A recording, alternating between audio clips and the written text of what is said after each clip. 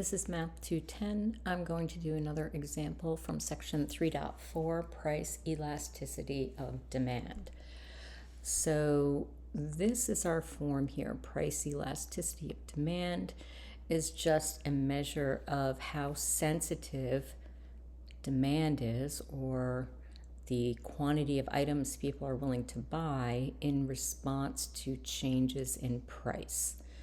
And so we've got our form down here, E of P, this is my elasticity function, E of P, is equal to the absolute value of price over demand or quantity at a particular price times the derivative of the demand function or the quantity function at that price.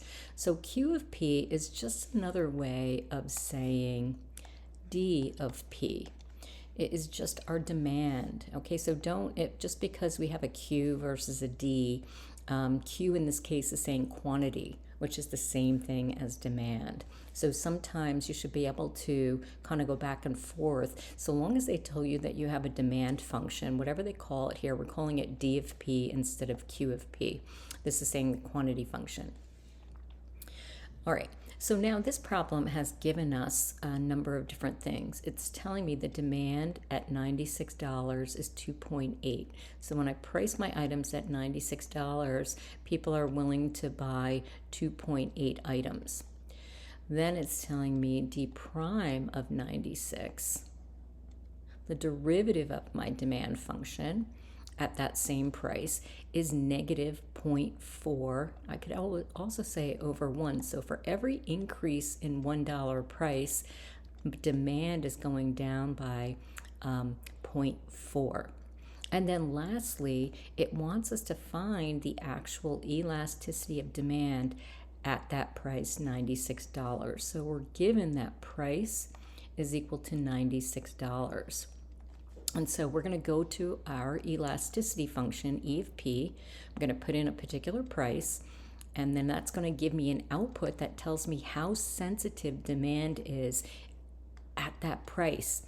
And if I know that people are willing to pay more and still buy more, then I know that demand is inelastic, meaning demand hasn't changed much in comparison to the price that I charge. So again, the way we've written this formula is Q of P, Q prime of P, but that's really the same thing as D of P. It's just the demand function. So don't let that sort of get you hung up. And so here we've got price over demand at that price multiplied by the derivative at that price. Well, if I look at my problem, I'm given all those pieces. Right? I'm told that D of 96 is 2.8. Okay, so D of 96 is 2.8. I'm told that D prime of 96 is negative 0.4. Okay, D prime of 96 is equal to negative 0.4. And then I was also given that price is just $96. So I'm just plugging those into my elasticity function. E of P, so E of 96 is equal to the absolute value of price, which is 96, divided by quantity people want, or the demand at a price of 96, times the derivative of the demand function, D prime at 96. So I just have all the values here, and I'm just plugging them into my formula, and that is giving me 13.71. So my elasticity is greater than 1. Greater than 1.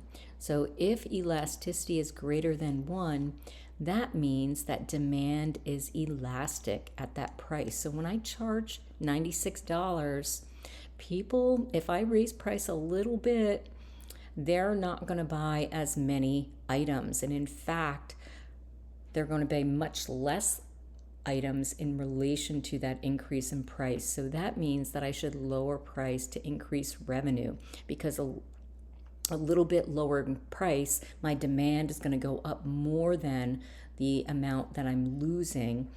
So my revenue is going to go up more. Even though I'm lowering price, the demand is going to go up at a faster rate than the lowering of the price. So this is elastic. This question didn't ask it, but I should lower the price so that if I want to increase revenue.